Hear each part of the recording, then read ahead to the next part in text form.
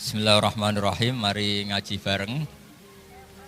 Ini ngaji untuk jadi orang alim pas sekedar jadi murid.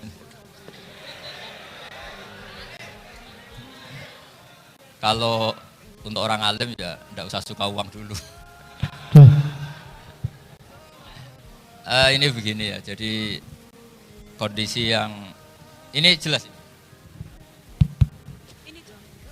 Kondisi yang jenengan alami ini mungkin banyak yang ngaji saya lewat YouTube, sehingga saya berharap konstruksi pikiran ini sama. Nanti saya bantu ya supaya semua kalimat yang sering Anda baca, saya bantu supaya Anda tahu maknanya. Yang pertama tentu kita Islam ini berdasar kalimat tauhid. Kalimat tauhid adalah kalimat yang dibawa semua nabi. Lalu makna dari tauhid adalah mengakui tiada Tuhan selain apa? Allah, dan sesungguhnya Muhammad adalah Rasulullah SAW. Saya nggak biasa pengajian umum, tapi ini spesial karena saya ingin sujud di bumi ateis. Jadi sehingga dari awal saya ini sebetulnya tanpa dirayu sudah kepikiran. Dirayu lama sama Mas Eko ini, sudah ngerayu masih bilang nanti ada lelangan Gus ya. Tapi tadi katanya panitia hasil lelangnya sekitar 60 juta ya. Itu dibangunkan masjid, jangan untuk mes ya. Supaya saya ikut amal. Jadi begini ya. Perasaan saya juga seluruh ulama di dunia. Saya ulang lagi, perasaan saya juga seluruh ulama di dunia. Bahwa Islam masuk itu macam-macam sebabnya. Dulu kita tahu, kita sebagai warga Indonesia, Islam masuk itu ya dibawa orang yang agak kedonyan, ya kayak jenengan lah kira-kira gitu. Ya kayak mbak-mbak ini, ya agak-agak mata duitan gitu. Karena kita tahu rata-rata ahli sejarah mengatakan Islam di Indonesia dibawa kiai apa pedagang. Pedagang tuh nyari uang apa nyari dakwah kira-kira. Ya semoga Anda mirip-mirip seperti itu. Ya jadi nyari uang karena ada nurani Islam sehingga tetap saja membawa Islam. Saya tidak tahu Islam Anda ala apa, tidak tahu. Pokoknya mau ngaji ya berarti Islam ala ahli sunnah apa? Wal jamaah. Jadi ini penting saya utarakan bahwa Islam itu agama yang mudah difahami, sehingga dibawa pedagang saja ya kasil gitu. Dibawa orang yang kedonyan kayak jenengan juga kasil gitu. Dibawa orang baik ya kasil, dibawa orang broken juga kasil. Ini penting saya utarakan karena saya ngaji di mana-mana bilang ciri utama kebenaran absolut adalah kebenaran yang bahkan orang nggak benar saja bisa bawa. Tapi bukan berarti saya dukung Anda tidak benar, kan sudah tidak benar dulu sebelum kenal saya. Tapi nggak apa-apa, nggak benarnya umat Islam insya Allah dimaafkan sama Allah Subhanahu. Ya asal tobat maksudnya. Nah, ini saya beri satu konstruksi pikiran yang saya sering utarakan di ngaji saya. Sampai sekarang saya coba saya tes, ini kan di kampus ya, di apa bacanya nih, GIM University yang global leader apa in the world itu. Ini keren lah. Jadi acara ilmiah kita ditakdir di gedung apa? Kampus, gedung universitas di begini. Kalau 1 ditambah 1 2 itu namanya hakikat. Ciri utama hakikat adalah siapapun akan menerima. Saya sekarang tanya sama Anda, kira-kira 1 tambah 1 2 itu musuh Anda pun mengatakan 2 apa tidak? Ya. Pekerja Korea ya bilang 2, Rektor Al-Azhar juga bilang 2. Kamu yang sekarang sedang mungkin sebagian broken sama istri juga bilang 2. Istri kamu yang mangkal sama kamu juga bilang 2. Yang cemburu ya bilang 2, yang dicemburuin juga bilang 2. Karena begitu mudah kebenaran absolut diterima oleh siapa saja. Begitu juga eksistensi Allah sebagai Tuhan. Itu mudah diterima oleh siapa saja. Sehingga pembawanya tidak perlu seorang kiai atau gus atau mubalek atau ketua muin, tidak. Cukup karyawan pekerja apa? Korea. Karena kebenaran absolut itu kebenaran yang mutlak. Siapa saja yang waras pasti ngakui. Kira-kira orang yang berpikir sehat pasti berpikir begini, ini yang diajarkan Quran. Bumi ini kadung wujud, sudah wujud kadung wujud, punya eksistensi. Mungkin enggak sesuatu yang wujud kemudian disebabkan oleh sesuatu yang nihilisme, yang tidak ada. Mungkin enggak? Enggak mungkin. Yang namanya penyebab itu harus sesuatu yang wujud. Di mana-mana penyebab itu harus punya eksistensi. Karena langit dan bumi ini kadung wujud, pasti penyebabnya adalah wujud. Karena wujud penyebab harus bersifat super. Nah, bersifat super ini oleh ulama dikatakan wajibil wujud. Itu akal siapa saja akan nerima. Cuma kemudian setelah nerima itu orang macam-macam cara berpikir. Mungkin orang Jawa dulu bilang itu Sahyang Widi. Kalau orang sini mungkin bilang apa? Dewa atau apa ya? Enggak tahu saya. Karena itu yang teman sampai enggak teman saya itu.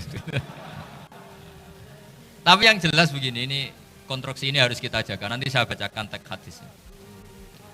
Kebenaran sejati ciri utamanya adalah ada absolutisme, ada kebenaran mutlak.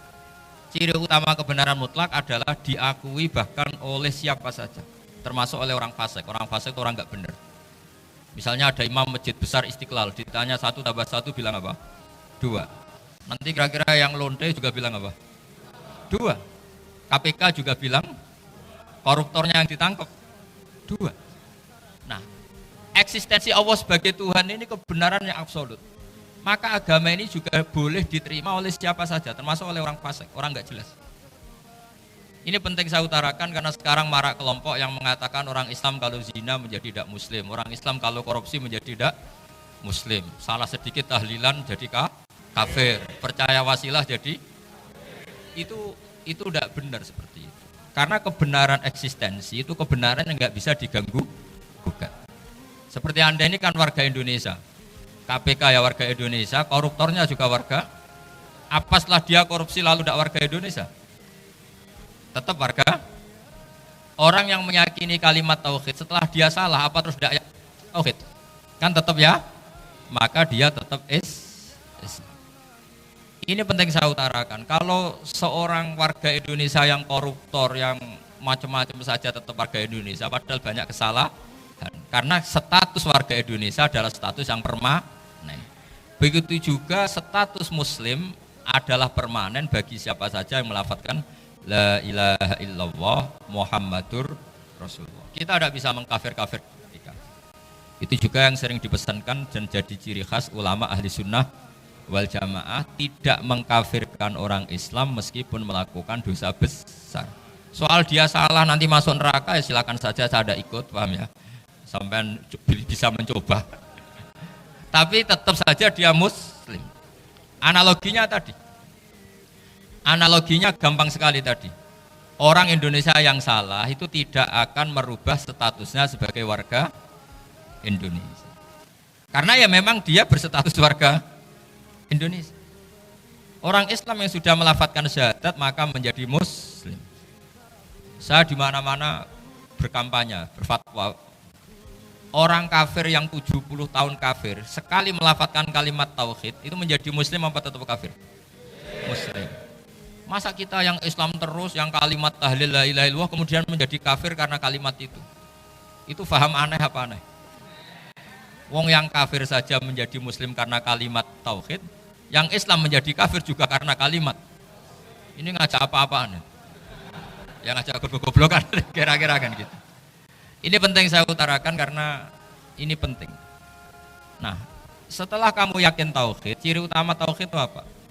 Menstatuskan sesuatu sebagaimana hakikatnya. Misalnya bumi Korea, ini statusnya tetap buminya Allah. Maka dari awal saya husnudzon sekali sama Allah Subhanahu wa taala bahwa suatu saat di bumi mana saja itu ada tahlil. Enggak ngira kan ada ateis di sini, bumi ateis kemudian ada tahlil. Ada sa'duna, ada macam-macam. Karena kita ketika sholat, makanya saya tadi janji akan memaknai kalimat-kalimat yang sering Anda baca ketika sholat. Di sholat saat ada i'tidal ngendikan apa? Rabbana lakal hamdu, ayo dibaca, mil'us samawati wa mil'ul ardi wa mil'u ma syi'ta min syai'im ba'du. Sama maknani secara tradisi pesantren, Rabbana do pangeran kita, lakaiku kadue panjenengan alhamdulillah segala puji. Engkau punya segala puji. Mil'us samawati, yang pujian itu memenuhi langit. Tentu langit itu penuh dengan pujian, semua malaikat bertasbih, bertahmid. Karena malaikat ada yang kerja di pabrik itu tasbih terus gitu. Nggak ada yang nyari uang, nggak ada yang cari won ya. Apa won ya kalau bahasa. Kalau di sini nggak, kiainya aja nyari uang. Terusannya apa? Wamilul ardi, dan pujian itu memenuhi bumi. Korea termasuk bumi Allah apa enggak? Jadi saya sudah menduga suatu saat Korea itu ya penuh dengan pujian. Dan ini betul. Siapa yang ngira kalau di bumi Korea ada yang hafal lagu Sakduna itu? Itu lagu kesayangan guru kita semua, Kiai Haji Maimun Zubair. Enggak ada yang ngira. Siapa yang ngira kalau di sini ada ngaji seperti ini? Di Rusia juga sama. Uni Soviet itu negara ateis. Tapi lama-lama pecah karena glasnost itu dan perestroika itu. Kemudian menjadi pecahan-pecahan negara muslim. Ada Uzbekistan, Tajikistan, Ceknya, semuanya menjadi negara apa? Muslim. Karena dari awal lakal hamdu mil'us samawati wa mil'ul ardi. Dan pujian itu pasti memenuhi langit, juga memenuhi bumi. Kalau Anda baca itu di Indonesia mungkin wajar, di Indonesia banyak acara-acara seperti ini. Tapi kalau di Korea ternyata benar. Dan anda ini kalian semua termasuk pembuktian benarnya wa mil'ul ardi. Keren kan sampean? Oh keren sekali, bukan sekedar keren, keren sekali. Makanya saya jarang diundang pengajian mau tapi dia undang di Korea mau. Tapi saya ada niat datang undangan, memang saya ingin datang. Jadi ya karena itu ini bentuk penghormatan saya. Bentuk penghormatan saya bahwa pada akhirnya benar-benar lakal hamdu mil'us samawati wa mil'ul ardi. Jadi Anda tidak perlu pesimis, dulu Indonesia juga seperti itu. Banyak Buddha, Hindu, semacam ateisme. Kemudian berkatnya para ulama sekarang jadi negara yang mayoritas muslim. Korea, barokahnya orang-orang kedonyan seperti ini banyak Islam itu. Enggak apa-apa. Karena sebagian agama Islam, sebagian sejarah ditulis di bawah pedagang-pedagang Gujarat. Kira-kira orang Gujarat ke Indonesia dulu yang namanya pedagang cari apa? Uang. Tapi namanya orang Islam, hatinya tetap adanya tauhid. Nyari uang ya tetap sambil dakwah. Kalau yang ke Korea langsung kiai mungkin tidak seramai ini Islam. Karena kalau kiai datang langsung dicurigai jadi misionaris, jadi ribet malah. Tapi kalau sampean nggak ada yang curiga. Namanya pekerja saja nyari uang. Dan itu memang fakta. Cuma kadang ya sadar terus ya bagus lah seperti itu. Gak apa-apa, maksud saya ini saya memberi support, memberi tasjek bahwa Allah itu luar biasa. Jadi kalau ingin menyebarkan agamanya macam-macam. Kadang kiai tidak bisa mengislamkan orang, itu anak-anak mahasiswa pacaran, itu banyak yang pacarnya itu masuk Islam. Tapi sampean jangan bilang pacaran halal, ya tidak pernah halal. Tapi Allah kalau menghendaki memberi hidayah itu jalannya macam-macam. Ada yang lewat kerja, coba yang bayangkan ada tahlilan di Korea itu semua kiai tidak pernah bayangkan. Tapi setelah banyak pekerja di sini, kemudian mereka insaf atau sedang insaf, tidak tahu ini. Sampai kapan insafnya juga tidak tahu. Tapi yang jelas ini hebat. Ini apa? Hebat. Tahu-tahu ya seperti ini. Makanya iman saja, Rabbana lakal hamdu mil'us samawati wa mil'ul ardi. Masih ditambahi wa mil'u ma syi'ta min syai'in ba'du. Karena Allah itu zat yang tidak terperikan, zat yang tidak terbatasi. Maka pujian di langit dan bumi ini masih kurang. Masih ada apa saja yang nanti akan dipenuhi oleh pujian kepada Allah Subhanahu wa ta'ala. Wa mil'u ma syi'ta min syai'in ba'du. Dan pujian kepada Engkau ya Allah akan memenuhi semua ruangan yang Engkau kehendaki. Mungkin suatu saat negara-negara yang sekarang yang paling minim Islam itu di Amerika Selatan, kayak di Argentina dan sebagainya. Itu nanti suatu saat juga penuh dengan pujian, karena tetap Rabbana lakal hamdu mil'us samawati wa mil'ul ardi wa mil'u ma syi'ta min syai'in ba'du. Saya di Jogja setiap akhir ngaji saya ajarin wiridan. Mungkin wiridan ini tidak asing bagi jenengan karena sering saya baca subhanallah wa bihamdihi adada khalqihi wa ridho nafsihi wa zinata arsyihi wa midada kalimat. Bahwa kita memuji Allah itu adada khalqi, sesuai jumlah makhluk Allah. Semua makhluk Allah meskipun kelihatannya mengecewakan, ini semuanya memuji sama Allah Subhanahu wa taala. Meskipun kadang kita kecewa, kadang kita tidak cocok. Coba barokahnya Anda ini agak-agak kecewa gitu dengan Indonesia karena nggak menyediakan lapangan kerja untuk Anda. Tapi ya agak kecewa-kecewa amat ya, agak-agak saja. Karena Anda tetap semua mencintai Indonesia. Gara-gara agak-agak kecewa cari negara lain. Akhirnya di Korea, ada yang di Jerman, ada di Inggris. Tapi bawaan pernah ngaji di musola, Islam ini ke bawah.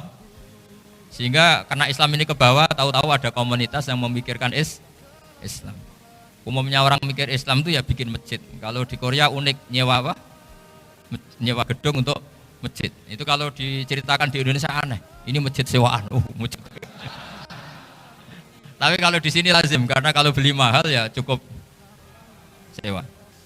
Saya tidak tahu kalau dalam terminologi agama tempat Anda sujud ini nanti jadi saksi di akhirat. Itu yang permanen apa yang sewaan tidak tahu.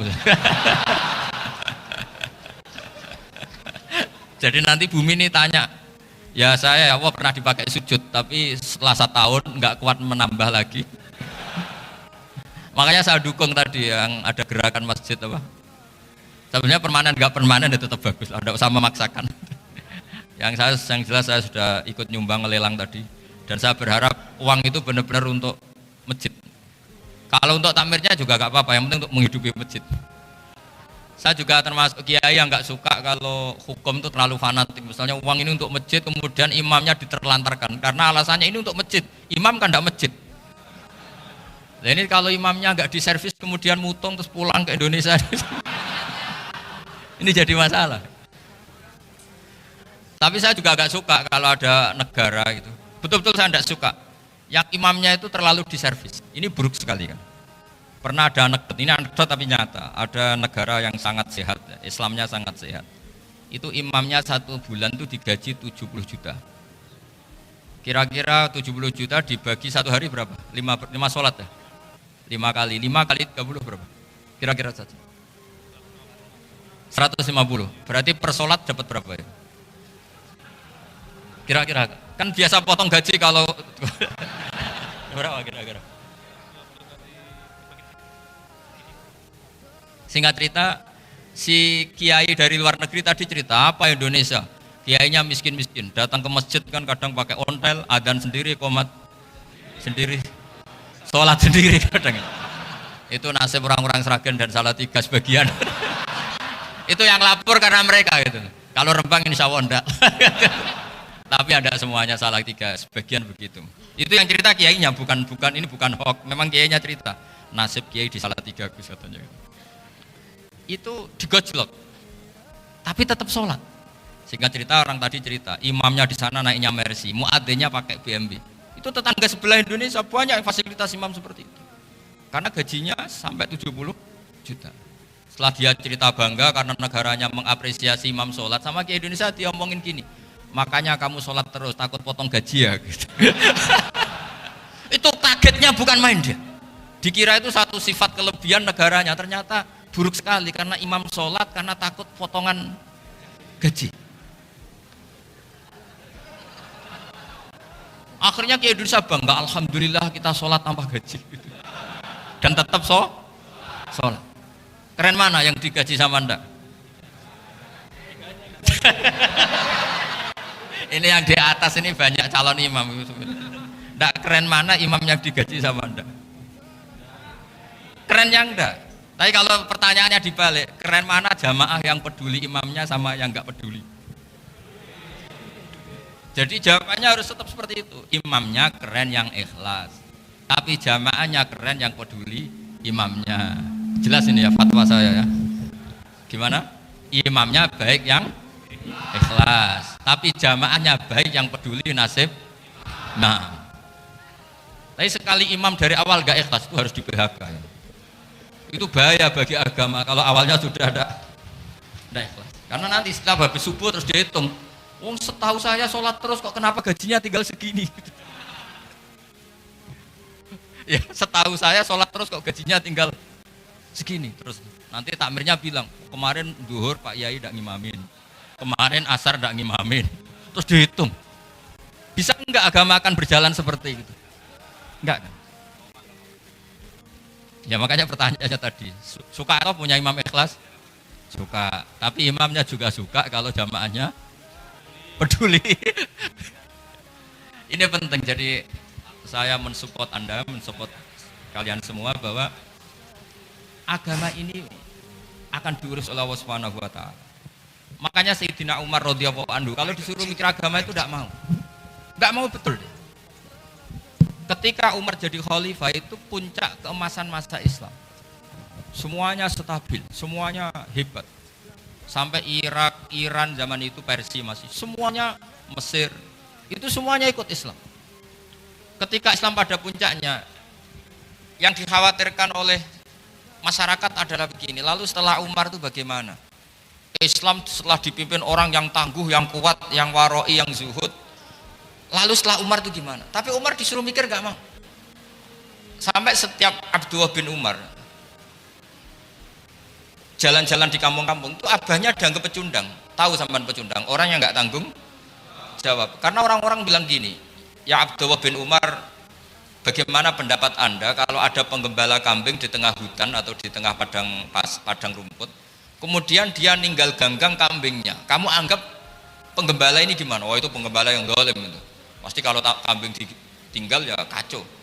Apalagi ini umat Rasulullah Shallallahu Alaihi Wasallam. Ini abah kamu tidak pernah wasiat, tidak pernah ngatur suksesi. Lalu Islam setelah dia bagaimana?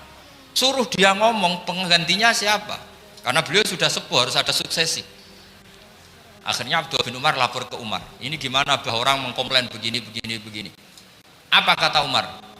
Agama itu beda dengan kambing katanya. Agama itu milik Allah Subhanahu. Mbok saya pikir, tidak saya pikir tetap jalan. Nah ini terbukti. Jangan ulama ya ndak, mufti ya ndak, tapi bisa menjalankan agama. Kalau agama sampean pikir malah rusak. Sudah pokoknya lakukan saja, tidak usah dipikir. Akhirnya betul. Karena agama ini milik Allah. Soal kita serius memikirkannya itu karena khidmah, karena kita ingin berbakti pada agama. Tapi Anda tidak boleh berpikir kalau agama ini butuh pemikiran Anda. Beda loh ya. Kita khidmah agama serius karena kita ingin mengkhidmai agama. Tapi agama ini tidak pernah butuh kita, karena agama ini akan diurus oleh Allah Subhanahu. Coba pas sampean kecil, orang jilbaban di Indonesia itu banyak apa banyak sekarang? Banyak sekarang. Kiainya mutu orang dulu apa mutu orang sekarang? Tapi perkembangan Islam itu ramai sekarang apa ramai dulu? Ramai sekarang. Islam menyebar di seluruh dunia itu zaman Wali Songo, zaman sampean keren mana? Keren sekarang. Kualitas solehnya sampean sama Wali Songo?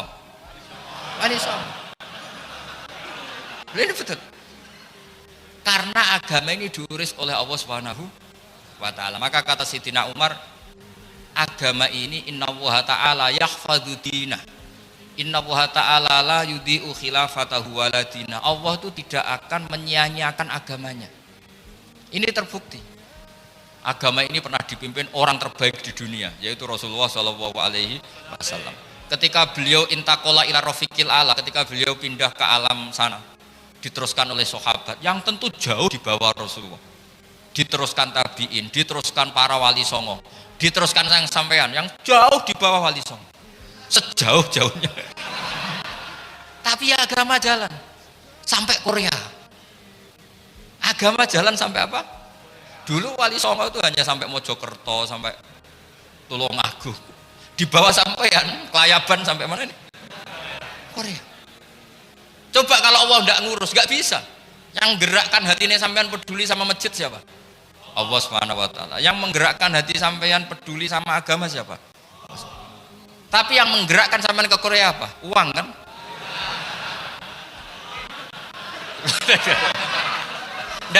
Enggak apa-apa, jujur saja, santai aja.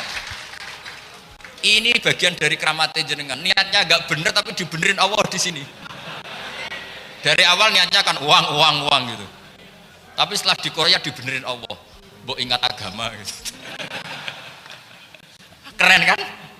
Makanya yang syukur sama Allah Subhanahu wa taala. Yang bisa hanya Allah taala. Makanya dalam dunia kiai selalu baca apa? Alhamdulillah alladzi hadana lihada wa ma kunna linahtadiya laula an hadana Allah. Alhamdulillah kita diberi hidayat seperti ini. Kalau tidak Allah tidak bisa. Sudah mata duitan, kadang istri ngomel, mertua tidak percaya. Sudah setengah-setengah broken gini saya tidak tahu sampai ke Korea itu karena broken pas saking sayangnya keluarga. Potensinya hanya dua. Dibela-belain kerja demi keluarga atau agak broken maka ke sini. Tapi apapun potensi itu tetap baik, itu takdir sudah, itu takdir tidak usah dibicarakan. Semua itu apa? Karena orang kalau sedang rukun ya tidak mau tukaran, kalau sedang tukaran ya tidak mau rukun. Itu sudah semuanya takdir. Kata bapak saya dulu kalau ada orang mau jualan tanah, Pak Yai tanah saya mau saya jual. Ini gimana padahal ini tanah warisan. Kata bapak, nak wayai adol ya adol. Memang ini saatnya jual ya jual saja. Nanti kalau kaya saatnya beli ya beli saja. Karena kalau sudah saatnya jual mau beli ya nggak mungkin kan? Mau memang saatnya jual. Kalau sudah kaya kan nggak mungkin jual tanah, saatnya beli. Maka semoga masalah di keluarga sampean ya masalah musiman. Maksudnya yang tukarannya itu musiman, yang rukunnya permanen. Jangan tukarannya permanen, rukunnya musiman. Setelah melihat yang lebih cantik katut babon, nggak tahu saya nggak tahu. Nah ini semoga katut masjid ini bagian dari kafaroh sampean itu. Jadi kafaroh kesalahan-kesalahan di sampean. Ini penting saya utarakan karena agama itu beda. Agama ini diurus oleh Allah Subhanahu. Jadi kita mengerahkan pemikiran itu bukan karena kita akan menyelamatkan agama ini, tidak. Agama ini diselamatkan oleh Allah Subhanahu wa taala. Coba kayak apa Uni Soviet kuatnya itu. Mengkooptasi supaya orang semuanya ateis, semuanya komunis. Itu 100 tahun Uni Soviet begitu. Tapi orang-orang Uzbek, Ceknya, Tajikistan tetap mengajari anak-anaknya tauhid. Itu ada yang cerita itu sampai mengajarkan tauhid itu di bawah tanah, di basement. Tapi Allah menghendaki Rusia itu Uni Soviet jatuh. Ketika jatuh, negara-negara ini langsung menjadi negara Islam, yaitu Uzbek, Tajikistan, Ceknya. Mungkin gak mereka langsung menjadi negara Islam, andaikan saat menjadi Uni Soviet benar-benar menjadi ateis. Gak mungkin kan? Karena saat dikooptasi Uni Soviet, akidah mereka tetap tauhid, cuma gak berani muncul. Artinya apa? Uni Soviet gak bisa menghabisi Islam. Kurang kerennya Uni Soviet zaman itu, bisa gak menghabisi Islam? Gak bisa. Donald Trump dulu termasuk Islamfobia, tapi setelah dia anti-Islam malah orang Amerika demo supaya memperhatikan Islam. Nggak bisa. Makanya Korea pun nggak bisa menghabisi Islam. Kalau sampean menghabisi Islam sendiri bisa, karena terus nggak mau sholat, nggak mau zakat itu sampai. Tapi sampean toh yang Islamnya habis, Islam tetap baik-baik saja. Makanya ini penting saya utarakan supaya kamu pede bahwa agama ini pernah dibawa orang yang pedagang. Ya soal ada sebagian pendakwah yang ikhlas ya banyak, tapi sejarah yang gampang kita lihat adalah Islam itu dibawa oleh apa? Pedagang Gujarat, pedagang India. Gak apa-apa sejarah itu meskipun sebagian menentang gak apa-apa, tapi sejarah itu tetap ada. Pasti sebagiannya memang seperti itu, dan itu tidak masalah. Saya ulang lagi itu tidak masalah. Coba dulu pemain bola kalau di Inggris itu kalau mau sholat susahnya bukan main.